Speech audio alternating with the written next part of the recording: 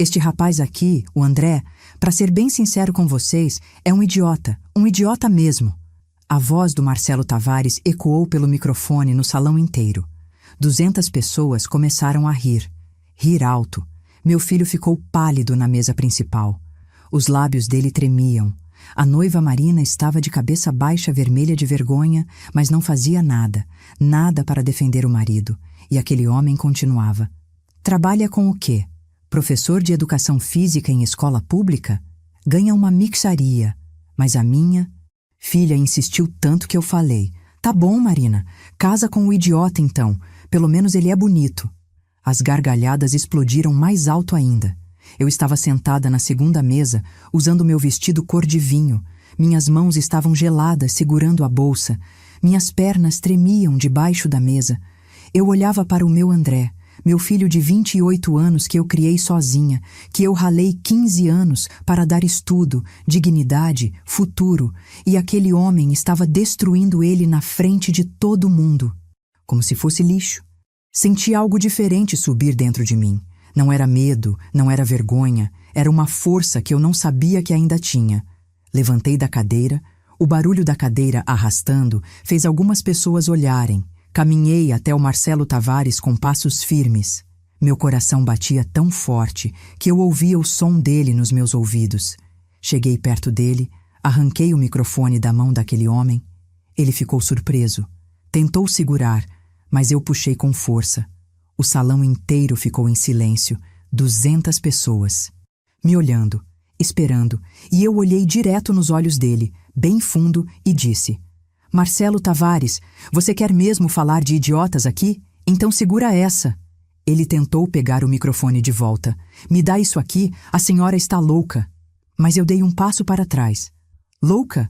Louca é a sua esposa que não sabe de nada. Louca é a sua filha que acha que o pai é um homem honrado. Mas eu sei de tudo, Marcelo. Eu sei do seu segredo. Eu sei o que você esconde há anos. E agora eu vou contar para todo mundo.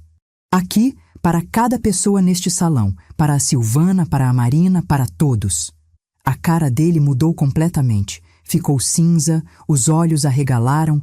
Do que você está falando? Você não sabe de nada. Mas a voz dele saiu fraca, trêmula. E eu vi o pânico, vi o desespero começando a tomar conta, não sei. Então por que você está tremendo? Por que está com essa cara de quem viu um fantasma? Silvana, a esposa dele, levantou da mesa principal. Maria de Fátima, o que está acontecendo? Do que você está falando? E eu respirei fundo, segurei o microfone com as 2 mãos para não tremer e comecei. Você já guardou um segredo que podia destruir uma família inteira? Já teve nas mãos o poder de fazer justiça, mas esperou o momento certo? Eu esperei 6 meses. 6 meses guardando provas, documentos, fotos, esperando a hora perfeita, e quando aquele homem humilhou meu filho no próprio casamento, eu soube que era agora. Se você quer saber que segredo era esse, que bomba eu soltei naquele microfone que fez a família inteira desmoronar, fica comigo até o final dessa história. Deixa o like agora. Se inscreve no canal e ativa o sininho, porque o que aconteceu depois disso foi uma reviravolta que ninguém esperava. Aqui no canal eu mostro que mãe não deixa barato, que dignidade se conquista e que quem planta humilhação, colhe destruição. Meu nome é Maria de Fátima. Tenho 66 anos. Sou viúva há 15 anos. Meu marido Júlio morreu de infarto fulminante em 2010. Ele tinha 49 anos. Foi de madrugada, acordei com o barulho dele caindo no chão da cozinha e quando acendi a luz, ele já estava morto. O André tinha apenas 13 anos. Era um menino que jogava futebol, adorava videogame, dependia de mim para tudo, e de uma hora para outra eu me vi sozinha, viúva, com um filho adolescente, contas. Acumulando, futuro incerto. Eu trabalhava como costureira. Tinha um pequeno ateliê na sala da nossa casa. Costurava vestidos de festa, fazia ajustes, bordados, consertos. Qualquer trabalho que aparecesse, eu aceitava porque cada real fazia diferença na nossa sobrevivência. Acordava às 5 da manhã e dormia depois da meia-noite com a máquina ainda quente. Meus dedos viviam furados de agulha. Minhas costas doíam de ficar curvada sobre os tecidos por horas. Minha vista começou a fraquejar de tanto forçar com linhas finas e bordados delicados, mas eu não podia parar. Tinha um filho dependendo de mim, um filho que precisava estudar, comer, ter roupa no corpo, ter dignidade. Vendi o carro velho que o Júlio deixou, vendi as joias que eu tinha ganhado de casamento, vendi móveis, vendi tudo que tinha algum valor, fui juntando centavo por centavo durante anos, economizando em tudo, comendo pão com ovo no almoço para sobrar dinheiro, usando a mesma roupa por anos. Nunca comprei nada para mim. Nada. Tudo era para o André. Tudo era para garantir que meu filho tivesse um futuro melhor que o meu. Quando ele terminou o ensino médio e passou no vestibular para a educação física, eu chorei de felicidade. Chorei tanto que molhei o travesseiro inteiro naquela noite. Meu filho ia ser o primeiro da família a ter diploma universitário, ia ter uma profissão, ia ser alguém na vida. Paguei a faculdade inteira. Foram 87 mil reais que saíram do meu suor, do meu sangue, das minhas noites sem dormir costurando. 87 mil reais que eu juntei ao longo de anos trabalhando feito uma condenada. E eu paguei cada centavo com orgulho, com a certeza de que estava investindo no futuro do meu filho, na dignidade dele. O André se formou há 3 anos, conseguiu emprego como professor de educação física numa escola pública estadual, ganhava R$ 4.200 por mês. Não era muito, mas era honesto, era digno, era suado. Meu filho acordava às 6 da manhã para dar aula. Voltava cansado, suado, mas feliz, realizado, fazendo diferença na vida de crianças e adolescentes. Foi numa academia que ele conheceu a Marina. Ela era personal trainer. Filha única do Marcelo Tavares, dono de uma concessionária de carros importados. A família tinha dinheiro, muito dinheiro. Morava num condomínio fechado na Barra, tinha 3 carros importados, viajava para o exterior todo ano. Desde o começo, eu senti que aquela família olhava para nós de cima, com desprezo, como se fôssemos inferiores.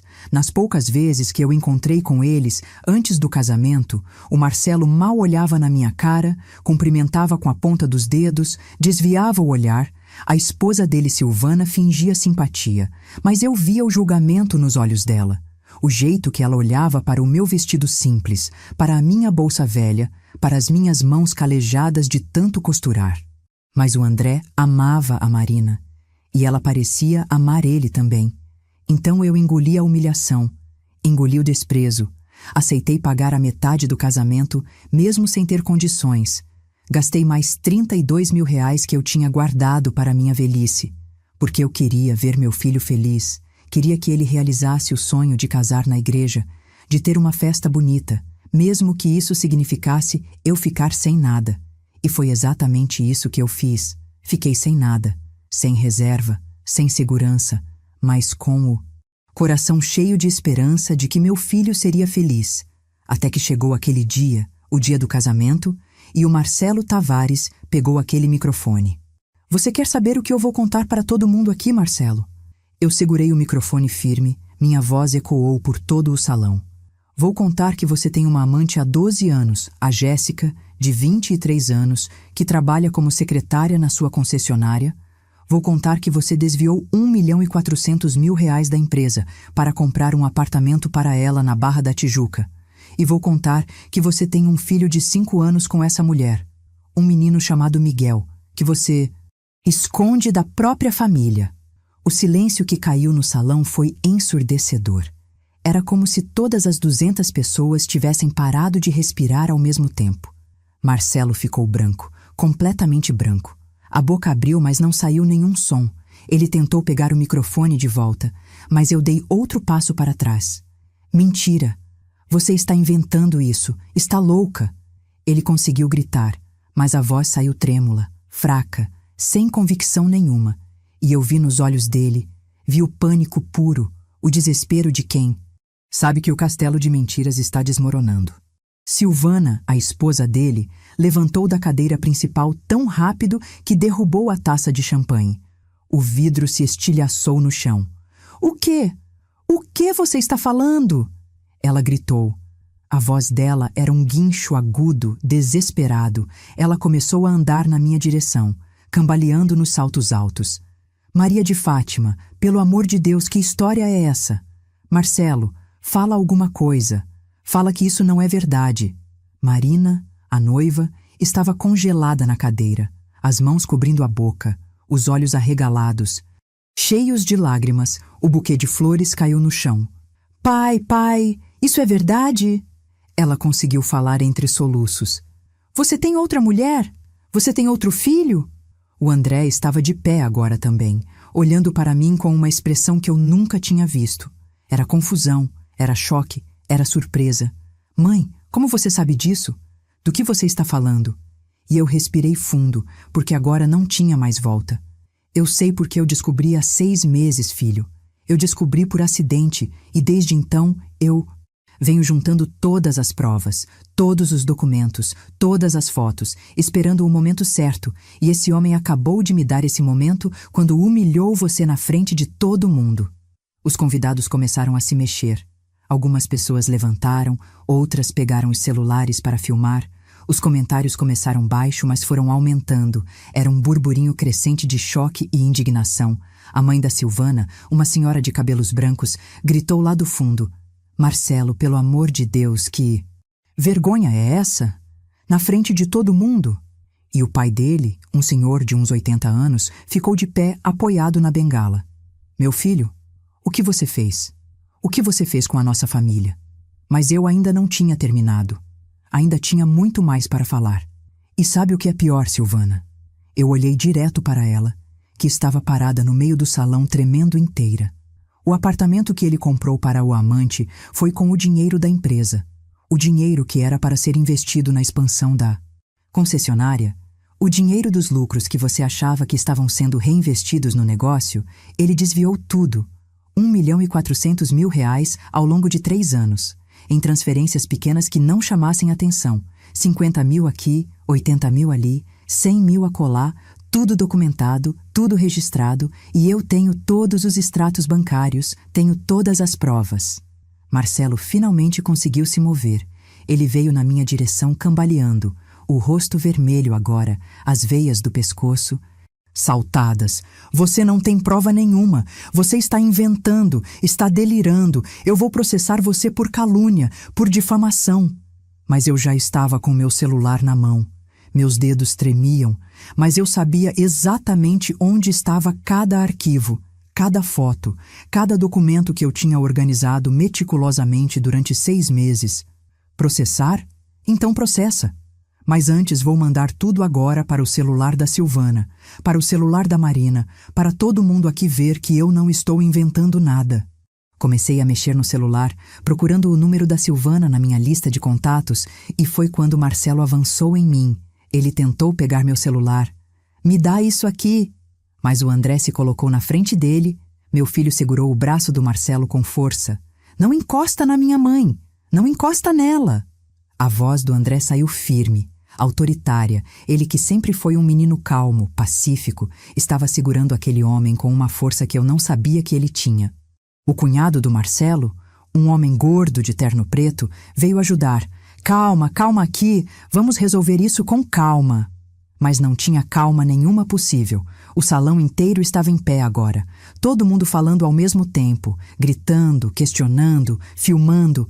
Era um caos absoluto. E eu continuava ali, no centro de tudo, com o microfone numa mão e o celular na outra, esperando o sistema carregar os arquivos para enviar. Silvana chegou perto de mim, o rosto dela estava molhado de lágrimas, a maquiagem toda borrada. Maria de Fátima, pelo amor de Deus, me mostra o que você tem, me mostra essas provas. E eu olhei para ela, senti uma pontada de pena porque aquela mulher, apesar de toda a arrogância, estava sendo destruída naquele momento, estava descobrindo que o casamento inteiro era uma mentira. Eu vou te mostrar sim, Silvana. Você merece saber a verdade. Você merece saber com quem você está casada há 30 anos. Entreguei o microfone para alguém que estava perto, não lembro quem, e abri a pasta de fotos no meu celular. Tinha dezenas de fotos ali. Fotos que eu tinha conseguido através de um investigador particular que eu contratei. Fotos do Marcelo entrando no apartamento da amante. Fotos dele brincando com o filho no parquinho. Fotos dos dois jantando em restaurantes caros. Fotos de beijos, abraços. Uma vida paralela completa, uma vida inteira escondida. Mostrei para a Silvana. Ela pegou o celular da minha mão com dedos tremendo, aproximou o celular do rosto, seus olhos percorrendo cada foto, e a cada imagem que passava, ela soltava um gemido de dor. Não, não, não pode ser, não pode ser. Ela repetia, a voz cada vez mais fraca, mais quebrada, até que ela simplesmente desabou. As pernas dela cederam e ela caiu de joelhos no chão. O vestido de festa todo espalhado ao redor, soluçando tão alto que o som ecoava pelo salão inteiro. Marina correu até a mãe, se ajoelhou do lado dela. Mãe, mãe, levanta! Mas ela também estava chorando, o rosto dela estava destruído, a maquiagem de noiva toda manchada, o penteado começando a desmanchar, e ela olhou para o pai com um ódio que eu nunca tinha visto numa filha. Como você pôde? Como você pôde fazer isso com a nossa família? No dia do meu casamento, pai. No dia do meu casamento, você fez essa vergonha toda e ainda tinha coragem de chamar o André de idiota? A voz dela era um grito agudo, histérico. Ela estava fora de controle agora, e o Marcelo tentou se aproximar dela. Filha, filha, deixa eu te explicar. As coisas não são como parecem. Mas Marina recuou. Não encosta em mim, não encosta. Eu não quero explicação nenhuma, eu quero distância de você. Foi quando eu peguei o microfone de volta, porque ainda tinha mais coisas que precisavam ser ditas, coisas que iam além da traição. E tem mais, pessoal, tem muito mais. Minha voz cortou o caos, as pessoas foram se acalmando para ouvir. Vocês querem saber como eu descobri tudo isso? Como uma costureira simples conseguiu essas informações todas? Olhei ao redor. Vi todos os rostos atentos, esperando. Foi há 6 meses, num sábado de tarde, eu estava costurando na sala quando o André chegou em casa empolgado. Disse que a Marina tinha convidado ele para um churrasco na casa dos pais, que finalmente ia conhecer melhor a família dela, e me convidou para ir junto. Eu fui, claro que eu fui, era a primeira vez que eu ia na casa deles, naquele condomínio fechado cheio de mansões, aquela casa enorme de 3 andares com piscina e churrasqueira. Eu me senti tão pequena ali, tão deslocada com meu vestido simples no meio de tanta ostentação. Fiz uma pausa, deixando o peso da memória preencher o silêncio. Durante o churrasco, eu precisei usar o banheiro. A Silvana me indicou um no 2º andar, subi as escadas, entrei no corredor, mas me perdi, abri a porta errada achando que era o banheiro e era um escritório. Um escritório enorme, cheio de papéis e pastas em cima de uma mesa de madeira escura. E ali, bem em cima, estava uma pasta aberta com o nome Jéssica Rodrigues, escrito na capa. E dentro tinha documentos. Tinha um contrato de compra de um apartamento, tinha extratos bancários, tinha fotos. Fotos de uma mulher jovem e bonita segurando um bebê. E no verso de uma das fotos estava escrito: Miguel, 2 anos, aniversário na praia. Podia ver nos rostos das pessoas a atenção total. Ninguém piscava, ninguém se mexia. Eu fiquei paralisada, olhando aquilo sem acreditar. Meu coração batia tão forte que eu achava que ia explodir. Peguei meu celular e comecei a fotografar tudo. Cada documento, cada papel, cada foto. Minhas mãos tremiam tanto que algumas fotos saíram tremidas, mas eu continuei. Fotografei tudo o que consegui em 5 minutos, até que eu ouvi passos no corredor e tive que sair correndo. Fechei a pasta, deixei tudo como estava e saí daquele escritório. Quando voltei para o churrasco, eu estava pálida, suando frio. A Silvana perguntou se eu estava bem. Eu disse que era só um mal-estar, mas por dentro eu estava em pânico, em choque, porque eu tinha acabado de descobrir que o sogro do meu filho era um mentiroso, um traidor, um ladrão. Respirei fundo antes de continuar. O salão estava tão silencioso que dava para ouvir o som do ar-condicionado. Durante os dias seguintes eu não dormi direito. Ficava revirando aquelas fotos no celular, lendo os documentos, tentando entender a dimensão daquilo tudo. Pensei em contar para o André. Pensei em contar para a Marina. Mas algo me dizia para esperar, para investigar mais, para ter certeza absoluta antes de acusar alguém de algo tão grave. Olhei diretamente para o Marcelo, que estava encostado na parede agora, derrotado, destruído. Foi quando eu tomei uma decisão que mudou tudo. Peguei as economias que eu tinha guardado para emergências, R$ 23.000, e contrarei um investigador particular, um senhor chamado Roberto Silva, que trabalha com isso há 30 anos. Expliquei a situação para ele. Mostrei as fotos que eu tinha tirado e pedi para ele investigar tudo, descobrir tudo, juntar todas as provas possíveis. Podia sentir a tensão aumentando no ar. As pessoas estavam chocadas não só com as revelações, mas com o fato de que eu, uma costureira simples, tinha ido tão longe. O Roberto trabalhou durante 5 meses. 5 meses investigando cada movimento do Marcelo. Ele descobriu o apartamento. Na Barra da Tijuca, descobriu que estava no nome de uma empresa fantasma que o Marcelo criou. Descobriu as transferências bancárias que vinham da concessionária. Descobriu a amante, a Jéssica, que tem 23 anos e trabalha como secretária dele há 6 anos. Descobriu o filho Miguel, que hoje tem 5 anos e estuda numa escola particular caríssima em Ipanema. E descobriu que o Marcelo paga todas as contas dela. O apartamento, o carro, a escola do menino, as roupas de grife, tudo com o dinheiro que era para estar na empresa. Senti uma satisfação profunda ao ver o Marcelo encolhido ali, tentando se tornar invisível. O Roberto me entregou um dossiê completo de 140 páginas, com fotos, documentos, extratos bancários, até gravações de conversas telefônicas, tudo legal, tudo obtido de forma correta, tudo que seria aceito em qualquer processo judicial, e eu guardei esse dossiê como se fosse meu maior tesouro. Estudei cada página, decorei cada detalhe, esperando o momento certo de usar. Fiz uma pausa dramática, deixando o peso das palavras afundar. E sabe quando eu decidi que ia revelar tudo? Quando eu decidi que o momento certo tinha chegado? Foi há 3 semanas, quando eu ouvi o Marcelo falando mal do André para a Marina. Eu estava na cozinha da casa dela, ajudando a preparar o chá da tarde. Eles não sabiam que eu estava ali, e eu ouvi o Marcelo dizendo: Marina, você tem certeza que quer casar com esse rapaz? Ele não tem ambição nenhuma. Vai ser um professor fracassado a vida inteira. Você merece alguém melhor, alguém que tenha dinheiro, que possa te dar a vida que você merece. As palavras saíram de mim carregadas de toda a raiva acumulada. E a Marina respondeu: Pai, eu amo ele, e meu amor não depende de quanto dinheiro ele ganha. E sabe o que o Marcelo disse? Ele disse: Você é ingênua, filha. Amor não paga conta.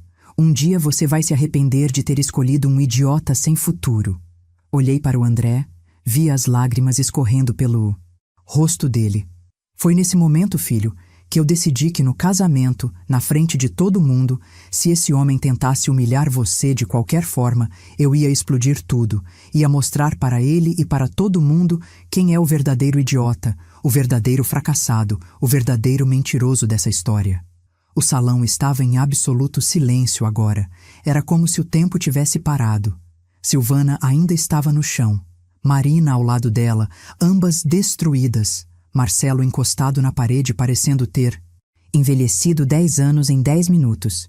E eu ali, no centro de tudo, com o microfone na mão e a sensação de que finalmente eu tinha feito justiça. E quando ele pegou esse microfone hoje, quando ele chamou meu filho de idiota na frente de 200 pessoas, quando ele riu da profissão do André, do salário dele, quando ele humilhou o rapaz que eu criei sozinha, que eu sustentei com meu suor, que eu formei com meu sangue, eu soube que era agora, que não ia ter momento mais perfeito do que esse. E eu não hesitei, eu não tive pena, eu não tive medo, porque ninguém nesse mundo humilha meu filho e sai impune. Minha voz estava trêmula de emoção, mas firme na convicção. Vocês querem ver as provas? Querem ver os documentos, as fotos, os extratos bancários? Eu tenho tudo aqui no meu celular. Tenho tudo salvo na nuvem. Tenho cópias impressas guardadas em casa. Tenho até um pendrive com tudo que eu trouxe na bolsa. Porque eu sabia que esse momento ia chegar. E eu me preparei durante 6 meses para esse dia. Olhei ao redor, vi os rostos chocados, as bocas abertas, os olhos arregalados. A Jéssica mora na Rua das Acácias, número 234, apartamento 502, um apartamento de 3 quartos com vista para o mar que custou R$850 mil. Comprado em janeiro de 2020, no nome da empresa JM Participações Ltda, que é uma empresa fantasma criada pelo Marcelo. E se vocês realmente quiserem saber a verdade toda, podem ir lá agora, podem bater na porta dela e perguntar. Ela vai confirmar tudo, porque o Roberto já conversou com ela, já explicou que, se for necessário, ela vai ter que testemunhar em juízo. E ela concordou, ela está disposta a contar tudo. Podia ver alguns convidados pegando os celulares, anotando o endereço, outros já procurando no Google Maps, a informação se espalhando como fogo em mato seco. Foi quando a Silvana conseguiu se levantar do chão, ajudada pela Marina e por 2 outras mulheres que eu não conhecia. Ela veio até mim, o rosto destruído, os olhos vermelhos e inchados, e me perguntou com uma voz quebrada: Maria de Fátima, você pode me enviar tudo? Todas as provas, todos os documentos, tudo? E eu assenti. Vou enviar agora, Silvana. Você merece saber tudo. Você merece ter em mãos cada evidência do que esse homem fez. Peguei meu celular, encontrei o número dela que eu tinha, salvado há meses, e comecei a enviar os arquivos. Eram dezenas de fotos, documentos em PDF, vídeos curtos, tudo organizadinho em pastas que eu tinha criado. Amante, filho secreto, desvio de dinheiro, apartamento, empresa fantasma, cada pasta com seu conteúdo específico, cada arquivo numerado e datado, um trabalho meticuloso de investigação que tinha consumido 6 meses da minha vida e R$23 mil das minhas economias, mas que naquele momento valia cada centavo, cada hora de sono, perdido. Cada lágrima que eu tinha derramado sozinha no meu quarto, pensando em como proteger meu filho dessa família que olhava para nós com tanto desprezo. O celular da Silvana começou a vibrar sem parar. As notificações chegando uma atrás da outra. Ela olhou para a tela, viu a quantidade absurda de arquivos chegando e começou a chorar de novo. Mas dessa vez era diferente. Não era só dor, era raiva, era revolta. Era a consciência de que 30 anos de casamento tinham sido uma mentira. 30 anos, ela gritou, virando para o Marcelo, que ainda estava encostado na parede. 30 anos eu vivi com você, tive uma filha com você, construí uma vida. Com você? E você fez isso? Você me traiu por 12 anos? Você tem outro filho e eu não sabia? A voz dela ia ficando mais alta, mais histérica. Você desviou R$1.400.000 da nossa empresa, do nosso dinheiro, do futuro da nossa filha? Ela começou a andar na direção dele, e eu vi algo que nunca tinha visto naquela mulher. Vi uma fúria assassina. Eu trabalhei junto com você naquela concessionária. Eu cuidei da parte administrativa durante anos. Eu confiei em você. E você? Estava roubando? Estava desviando dinheiro para sustentar sua amante? Marcelo tentou falar. Silvana, deixa eu te explicar, por favor. Vamos conversar em particular. Mas ela não deixou. Explicar o quê? Que você é um mentiroso? Que você é um traidor? Que você destruiu nossa família? Ela chegou perto dele e fez algo que ninguém esperava. Deu um tapa na cara dele. Um tapa tão forte que o barulho ecoou pelo salão inteiro. As pessoas fizeram um som coletivo de choque e Marcelo levou a mão no rosto, atordoado, humilhado, exatamente como ele tinha humilhado meu filho minutos antes. Marina estava de joelhos no chão agora, segurando o buquê de noiva que alguém tinha pegado, chorando compulsivamente. O André se ajoelhou do lado dela, tentando consolá-la. Marina, Marina, calma. Mas ela não conseguia se acalmar. Meu casamento, meu casamento. Ela repetia entre soluços. Era para ser o dia mais feliz da minha vida e virou isso, virou esse pesadelo. E eu olhei para aquela cena, para aquela jovem destruída e senti uma pontada de culpa porque eu sabia que ela era inocente, que ela não tinha culpa dos erros do pai. Mas ao mesmo tempo, eu sabia que não tinha outro jeito, que se eu não tivesse revelado tudo naquele momento, se eu tivesse guardado o segredo, meu filho teria entrado para aquela família sendo sempre o genro idiota, o professor fracassado, O coitado que não merecia a filha do grande Marcelo Tavares. E isso eu não ia permitir, isso eu não ia aceitar, nem que custasse tudo. O André veio até mim, o rosto dele estava molhado de lágrimas. Mãe, você sabia de tudo isso há 6 meses e não me contou? E eu vi nos olhos dele, vi a confusão, a mágoa. Eu não contei porque eu precisava ter certeza, filho. Eu precisava ter todas as provas antes de acusar alguém de algo tão grave. E eu precisava esperar o momento certo, porque se eu tivesse contado antes, você não ia acreditar. Você ia achar que eu estava inventando porque não gostava da família da Marina. Você ia me odiar. Por tentar separar vocês. Segurei as mãos dele, aquelas mãos que eu vi crescer, que eu vi segurar o primeiro lápis na escola, que eu vi receber o diploma da faculdade. E quando aquele homem pegou o microfone hoje e te chamou de idiota, eu soube que era agora, que eu não podia deixar passar, que eu tinha que defender você, proteger você, mostrar para todo mundo quem é o verdadeiro idiota. O André me abraçou tão forte que eu senti as costelas doendo, e ele chorou no meu ombro. Chorou como não chorava desde criança. Você fez isso por mim, mãe? Você gastou suas economias, contratou um investigador, guardou provas durante 6 meses, tudo para me proteger? E eu afastei ele um pouco. Segurei o rosto dele com as 2 mãos. Eu faria tudo de novo, filho, 1000 vezes se fosse preciso, porque você é minha vida, você é tudo que eu tenho, e ninguém vai te humilhar enquanto eu estiver viva, ninguém. O salão estava começando a esvaziar agora, os convidados saindo em grupos, comentando, filmando, ligando para outras pessoas para contar o escândalo. Eu podia ouvir os fragmentos de conversa. Você viu isso? Inacreditável. Pobre Silvana, 30 anos casada. E a Marina, coitada, no dia do casamento. Aquele homem é um canalha.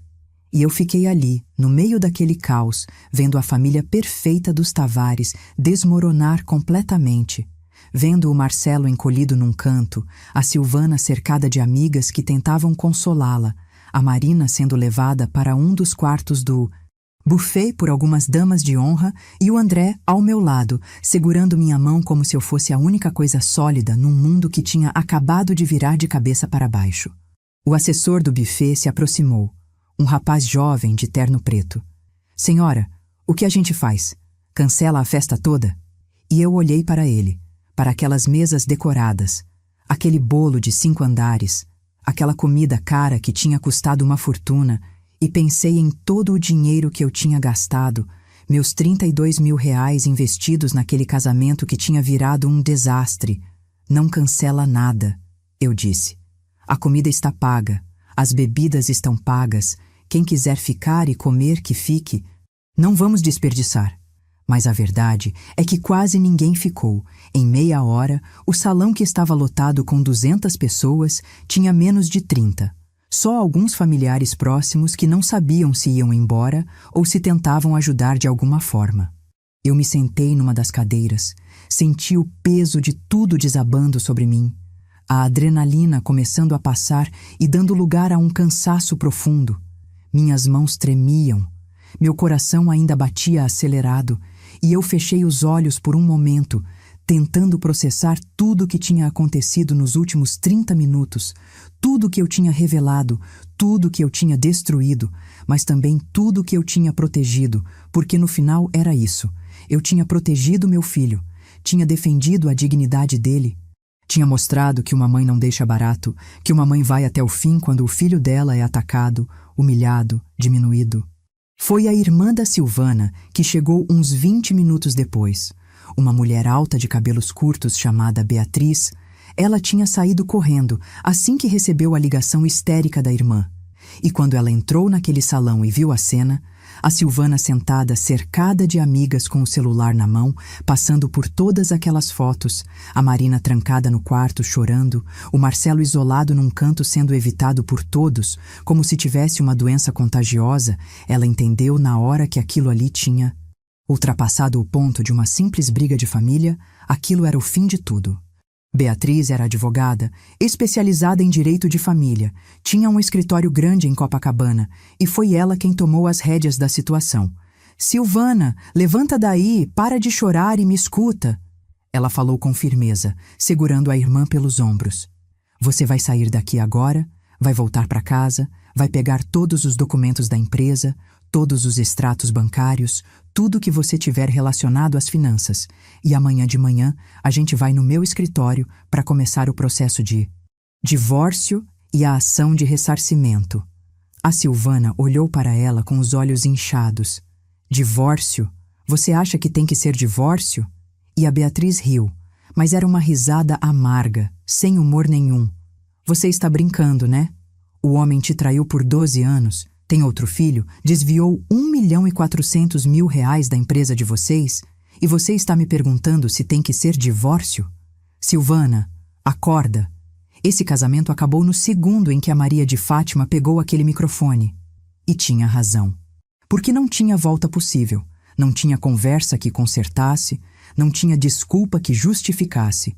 30 anos de casamento tinham acabado ali, naquele salão de festas, na frente de 200 testemunhas, registrado em dezenas de celulares, espalhado provavelmente já nas redes sociais, porque eu tinha visto gente filmando, postando, compartilhando. Beatriz se aproximou de mim. A senhora é a Maria de Fátima? E eu assenti, ainda sentada naquela cadeira. Eu sou sim. A senhora tem um advogado? Ela perguntou. E eu neguei com a cabeça. Não tenho. Só contratei um investigador particular. Ela pegou um cartão da bolsa e me entregou. Então a senhora vai precisar de um, porque o Marcelo vai tentar processar a senhora por calúnia e difamação. É o que homens como ele sempre fazem quando são expostos. Eles atacam quem revelou a verdade em vez de assumir a culpa. Olhei para aquele cartão, o nome dela impresso em letras douradas, Beatriz Moreira Advocacia. Mas eu tenho todas as provas. Ele não tem como me processar por falar a verdade. E ela sorriu, um sorriso triste. Verdade e processo judicial são coisas diferentes, senhora Maria. A senhora precisa se proteger juridicamente. E eu conheço um excelente advogado especializado nisso. Vou te passar o contato dele. Liga amanhã de manhã sem falta. Saí daquele buffet 1 hora. Depois, o André me levou de carro. Ficamos em silêncio durante todo o trajeto. Ele dirigindo com os olhos fixos na estrada. Eu olhando pela janela, vendo a cidade passar. As luzes dos postes, os prédios. A vida normal das pessoas que não faziam ideia do terremoto que tinha acontecido naquela festa de casamento. Quando chegamos em casa, nosso pequeno apartamento de 2 quartos no bairro de Madureira, eu me sentei no sofá e finalmente deixei tudo sair. Chorei. Chorei muito. Chorei de alívio, de exaustão, de medo do que viria pela frente. E o André se sentou do meu lado, me abraçou. E ficamos ali os dois, mãe e filho, processando juntos o que tínhamos acabado de viver. Mãe, você acha que a Marina vai querer continuar comigo depois disso? Ele perguntou com a voz embargada, e eu olhei para ele, para aqueles olhos castanhos que eram iguais aos do pai dele. Filho, se ela te amar de verdade, ela vai entender que você não tem culpa dos erros do pai dela, que você é uma pessoa separada, com suas próprias qualidades, seu próprio valor. Mas eu não tinha certeza de nada. Não sabia se aquele casamento ia sobreviver, se era possível construir uma vida juntos depois. De uma explosão daquelas, mas o que eu sabia com absoluta certeza é que eu tinha feito a coisa certa, tinha defendido meu filho, tinha mostrado que ele não merecia ser chamado de idiota, que ele valia mais do que aquela família inteira junta. Na segunda-feira de manhã, bem cedo, eu liguei para o advogado que a Beatriz tinha me indicado, o Dr. Fernando Campos, expliquei toda a situação. Ele me pediu para ir no escritório dele, levar todas as provas que eu tinha. Fui naquela mesma tarde. Levei o pendrive com os arquivos, levei as fotos impressas que eu tinha guardado, levei o dossiê completo que o investigador particular tinha me entregado, e o Dr. Fernando passou 3 horas analisando tudo, lendo cada documento, vendo cada foto. E no final, ele olhou para mim e disse: Dona Maria, a senhora fez um trabalho de investigação melhor que muitos profissionais que eu conheço. Essas provas são sólidas, irrefutáveis. Se o Marcelo Tavares tentar processar a senhora por calúnia, ele vai perder feio, porque calúnia é quando a gente inventa mentiras sobre alguém. E a senhora não inventou nada. A senhora revelou fatos, fatos documentados, provados, testemunhados. Senti um alívio enorme ouvindo aquilo, porque tinha passado o fim de semana inteiro com medo, com aquela ansiedade corroendo por dentro, pensando que eu tinha feito besteira, que tinha me exposto demais, que ia ser processada e perder tudo. Mas não foi o Marcelo quem me procurou primeiro. Foi a Marina. Ela apareceu na minha casa numa quarta-feira à tarde, 4 dias depois do casamento desastroso. Eu abri a porta e encontrei ela ali, sem maquiagem, de calça jeans e camiseta. Os olhos ainda inchados de tanto chorar. "Posso entrar, Dona Maria?" Ela perguntou com uma voz fraca, e eu fiz sinal que sim. Preparei um café, nos sentamos à mesa da cozinha, e ela ficou mexendo na xícara sem beber, juntando coragem para falar. "Eu vim pedir desculpas", ela começou, e eu ia interromper, mas ela levantou a mão. "Deixa eu falar, por favor, eu preciso falar." Respirou fundo e continuou. "Eu devia ter defendido o André quando meu pai falou aquelas coisas horríveis no microfone. Eu devia ter pegado o microfone da mão dele e mandado ele calar a boca. Mas eu fiquei paralisada, fiquei com medo do meu próprio pai, e isso foi covardia da minha parte." As lágrimas começaram a descer pelo rosto dela. "E eu entendo por que a senhora fez o que fez. A senhora estava protegendo seu filho, estava defendendo ele de um homem que eu levei anos para descobrir quem realmente era, mas que a senhora descobriu em 6 meses de investigação." Ela limpou as lágrimas com as costas da mão. "Minha mãe está destruída, meu pai saiu de casa, está morando num hotel, a concessionária está sendo auditada porque minha mãe chamou um contador independente para verificar todas as contas dos últimos 5 anos, e pelo que descobrimos até agora, o desvio foi muito maior que R$ 1.400.000, foi quase 2 milhões. Senti meu estômago revirar ouvindo aquilo. 2 milhões? Eu repeti, incrédula. E ela assentiu. 2 milhões que ele desviou ao longo de 8 anos, não 12 como a senhora disse. A amante veio depois, antes dele desviar dinheiro para ela. Ele desviava para pagar dívidas de jogo. Meu pai tem problema com jogo. Dona Maria, ele frequenta cassinos clandestinos, perde fortunas em apostas online. E tudo isso estava escondido, tudo isso eu nunca soube. Marina pegou a xícara de café e finalmente tomou um gole. Minha mãe contratou a tia Beatriz para tocar o divórcio, e vai ser um divórcio litigioso, feio, longo, porque minha mãe quer cada centavo de volta, quer a parte dela da empresa, quer metade de tudo que foi construído nesses 30 anos. E meu pai está tentando negociar, está implorando para resolver tudo de forma amigável, mas minha mãe não quer nem ouvir. Ela virou outra pessoa depois daquele dia, virou uma mulher que eu não conhecia. Forte, determinada, furiosa. "E você e o André?" Eu perguntei, porque era isso que me preocupava de verdade, o futuro do meu filho. "Vocês vão continuar juntos?" Marina olhou para mim com olhos tristes. "Eu amo o André, Dona Maria. Eu amo ele de verdade. Mas eu preciso de um tempo, preciso colocar minha cabeça no lugar, processar tudo isso que aconteceu, lidar com o fato de que meu pai não é quem eu achava que era, de que tenho um meio-irmão de 5 anos que eu não conhecia, de que minha família desmoronou completamente." Ela segurou minha mão por cima da mesa. "Eu pedi para o André me dar 6 meses. 6 meses de espaço. Não é término, não é desistência.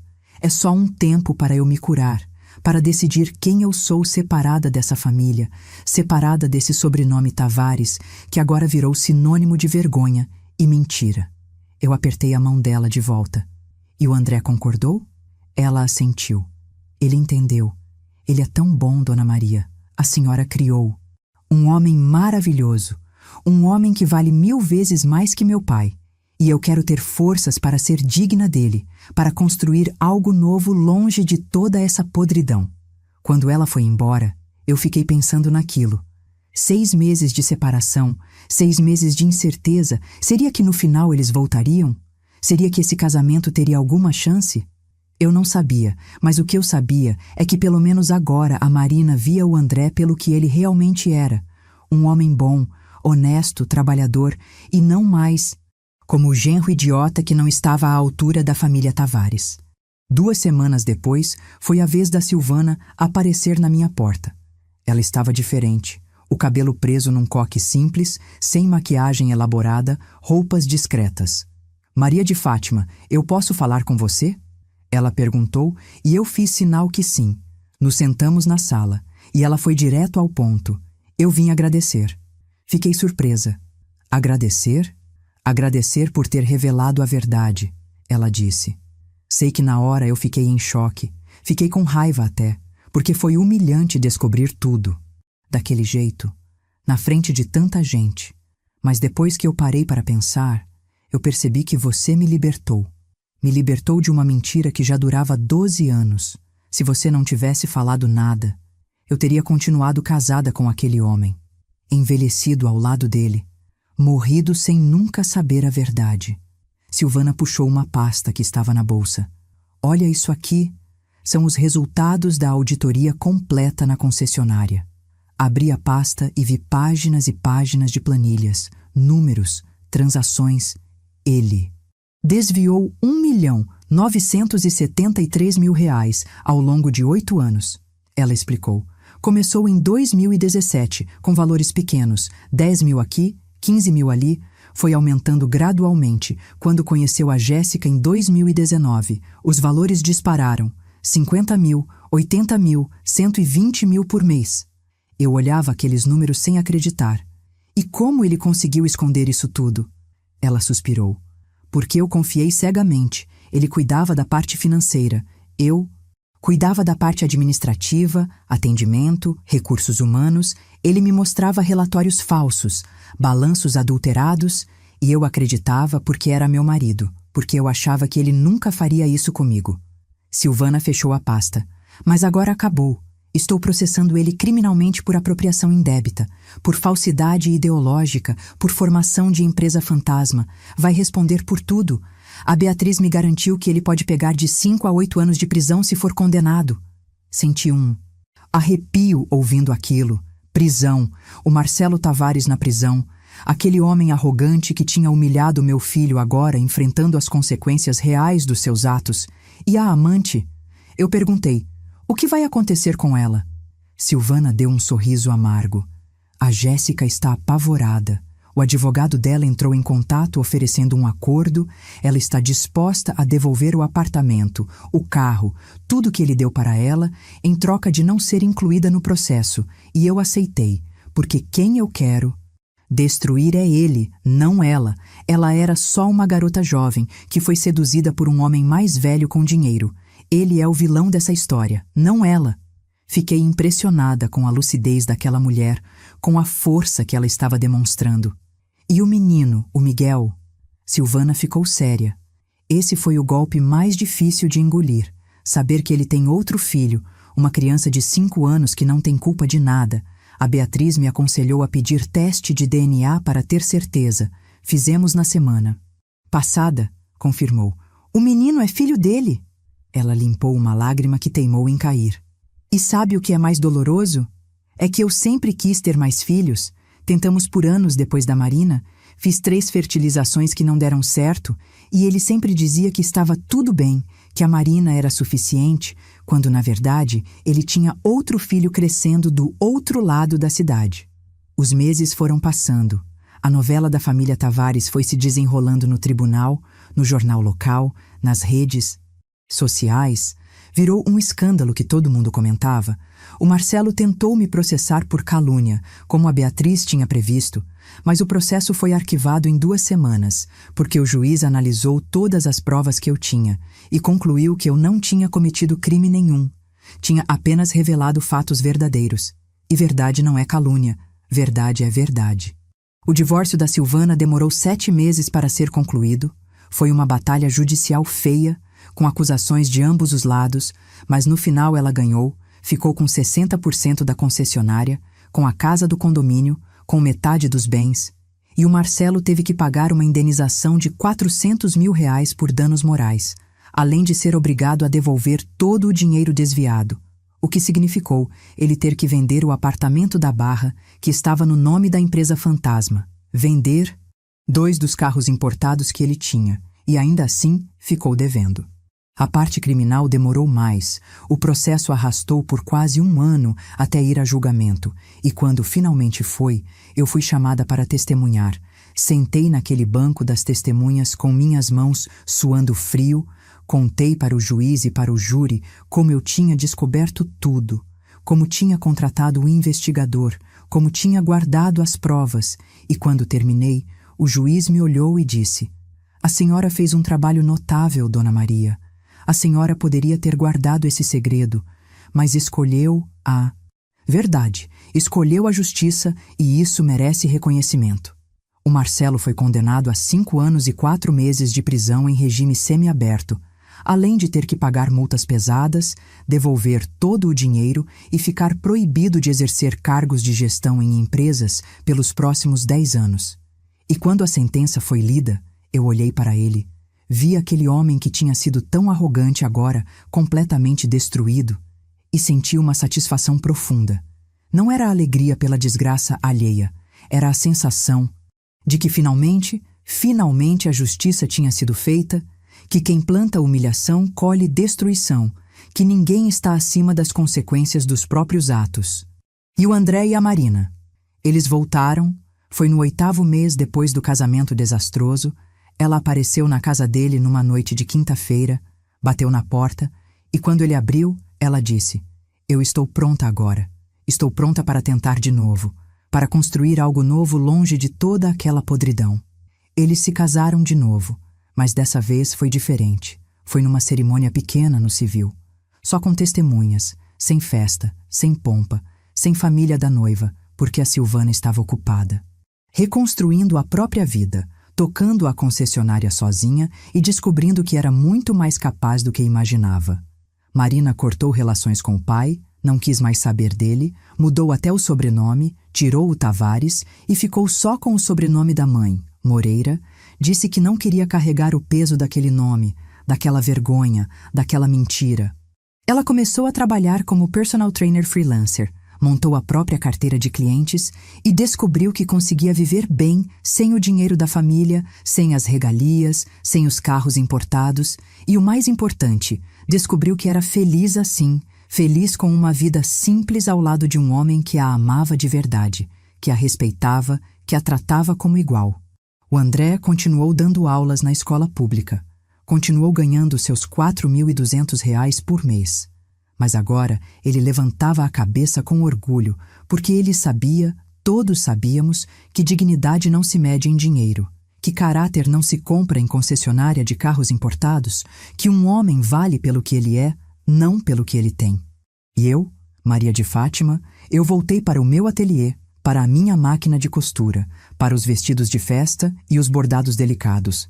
Mas era diferente agora, eu não trabalhava mais com aquele peso nas costas, com aquele medo de não ser suficiente, eu trabalhava leve, feliz, orgulhosa de ter criado um filho bom, de ter defendido ele quando foi preciso, de ter tido coragem de segurar aquele microfone e revelar a verdade na cara de quem se achava superior.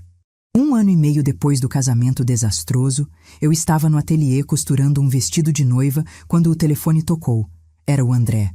A voz dele estava estranha, emocionada. "Mãe, a Marina está grávida." Larguei a agulha, senti meu coração disparar. "Grávida? Sério, filho?" "Sério, mãe. 3 meses, é um menino. Vamos chamar ele de Júlio, o nome do vô que ele nunca conheceu." Comecei a chorar. Chorar de alegria, de emoção, de gratidão. Porque finalmente, as coisas estavam se encaixando, a vida estava recomeçando, o futuro estava chegando. O pequeno Júlio nasceu numa manhã de setembro, 7 horas da manhã, 3,4 kg.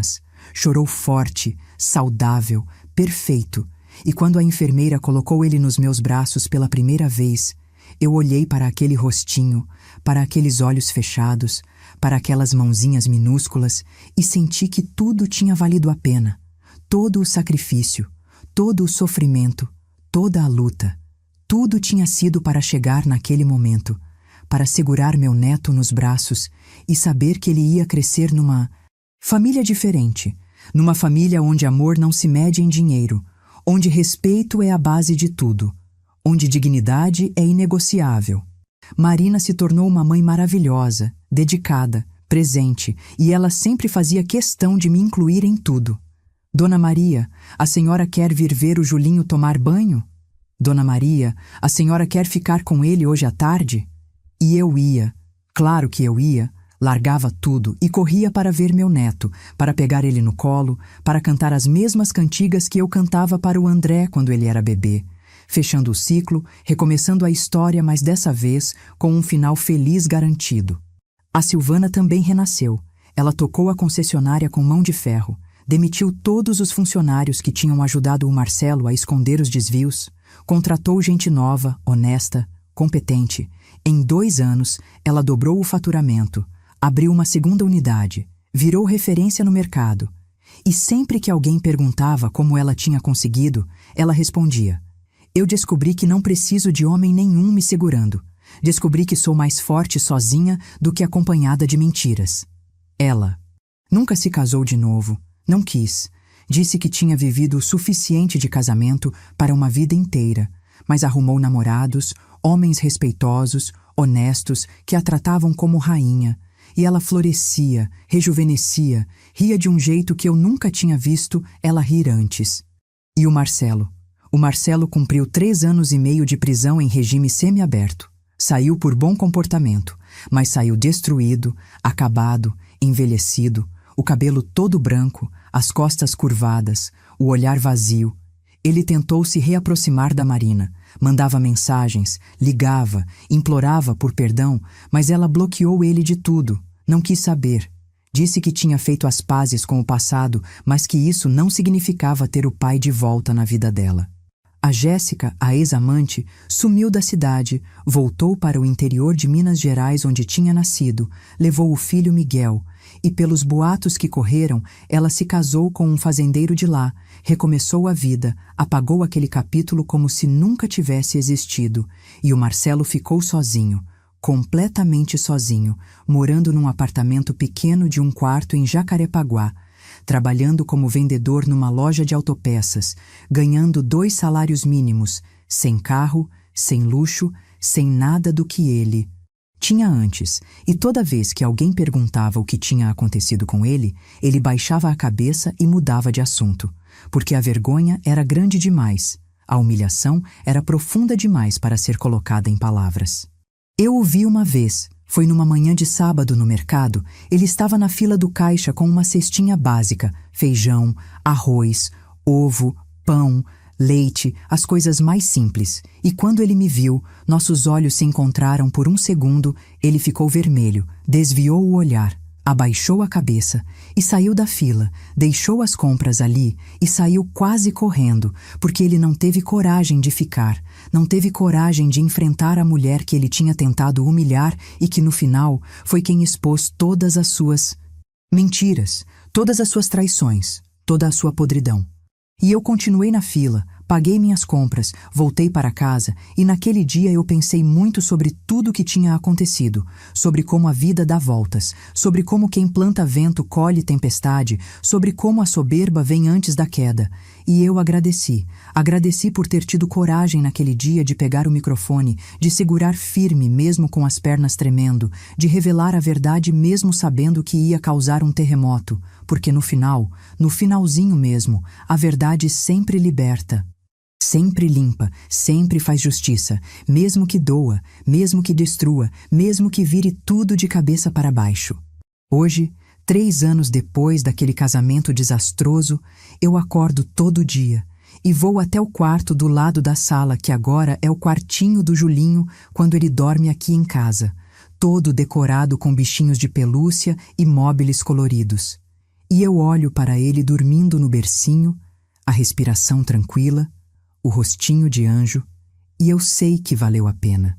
Sei que cada lágrima que eu derramei, cada noite sem dormir, cada centavo que eu gastei com o investigador, cada momento de medo e ansiedade, tudo valeu a pena, porque esse menino vai crescer, sabendo que a avó dele não abaixou a cabeça, não deixou barato, não permitiu que humilhassem o pai dele.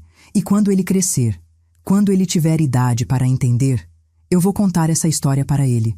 Vou mostrar para ele que na vida a gente não pode deixar ninguém pisar na gente, que dignidade não se negocia, que mentira tem perna curta e que mais cedo ou mais tarde, sempre, sempre, a verdade aparece. O André está feliz, realizado. Foi promovido na escola para coordenador de educação física. Agora ganha R$ 6.300. Não é fortuna, mas é digno, é honesto. É fruto do trabalho dele, do esforço dele, do caráter dele. E ele chega em casa todo dia, beija a esposa, pega o filho no colo e sorri. Sorri daquele jeito que só quem é feliz de verdade consegue sorrir. A Marina abriu um estúdio pequeno de personal training. Tem 15 clientes fixos. Está indo bem, ganhando o próprio dinheiro, independente. E ela sempre me diz: Dona Maria, obrigada por ter revelado tudo naquele dia. Obrigada por ter me libertado daquela família de mentiras. Porque se não fosse a senhora, eu teria vivido a vida inteira na ilusão. E eu respondo sempre a mesma coisa. Não precisa agradecer, filha. Eu só fiz o que qualquer mãe faria. Protegi meu filho, defendi ele, mostrei que ninguém é melhor que ninguém só porque tem mais dinheiro no banco. Eu aprendi muita coisa nesses últimos anos. Aprendi que a vida não é sobre quanto dinheiro você tem, sobre que carro você dirige, sobre que roupa você veste. A vida é sobre caráter, sobre honestidade, sobre levantar a cabeça quando tentam te derrubar, sobre segurar um microfone mesmo com as mãos tremendo e falar a verdade mesmo sabendo que vai doer, vai queimar, vai destruir. Aprendi que ser mãe é isso, é proteger, é defender, é lutar até o último suspiro pelo filho que você gerou, que você criou, que você ama mais que a própria vida. E não importa se você é rica ou pobre, se você mora em mansão ou em apartamento pequeno, se você tem carro importado ou anda de ônibus, o que importa é que quando chegar a hora, quando seu filho precisar, você vai estar lá, você vai segurar a mão dele, você vai erguer a voz, você vai mostrar para o mundo inteiro que com mãe não. Se brinca, que mãe não deixa barato, que mãe vai até o inferno se for preciso para defender a cria. E se hoje eu pudesse voltar naquele dia, naquele casamento, naquele momento em que o Marcelo Tavares pegou o microfone e chamou meu filho de idiota, eu faria tudo exatamente igual. Eu me levantaria da cadeira, eu arrancaria o microfone da mão dele, eu olharia nos olhos dele e eu revelaria cada segredo, cada mentira, cada traição, porque foi isso que me deu forças para continuar. Foi isso que me mostrou que eu não criei meu filho para ser humilhado. Eu criei ele para ser respeitado, para ser amado, para ser valorizado pelo que ele é, não pelo quanto ele ganha. E qualquer pessoa que não consegue enxergar isso, que precisa diminuir os outros para se sentir grande, essa pessoa não merece respeito, não merece consideração, não merece nada além de ter suas próprias mentiras expostas para que o mundo veja quem ela realmente é. Então, se você está me ouvindo agora, se você chegou até aqui nessa história, eu quero te dizer uma coisa muito importante. Presta atenção. Você que é mãe, você que é pai, você que tem filho e que faria qualquer coisa por ele, nunca abaixe a cabeça quando alguém tentar humilhar você ou quem você ama. Não importa quão poderosa essa pessoa pareça ser. Não importa quanto dinheiro ela tenha. Não importa quantos carros importados ela dirija. Porque no finalzinho mesmo, mentira não. Sustenta ninguém. Aparência não alimenta ninguém. Arrogância não constrói nada que preste. O que sustenta, o que alimenta, o que constrói é verdade, é honestidade, é caráter, é amor verdadeiro. E essas coisas não se compram em concessionária, não se vendem em shopping, não se ostentam em rede social. Essas coisas se conquistam todo dia, se praticam todo dia, se defendem todo dia, mesmo quando é difícil, mesmo quando as pernas tremem, mesmo quando o medo aperta, porque dignidade não se negocia.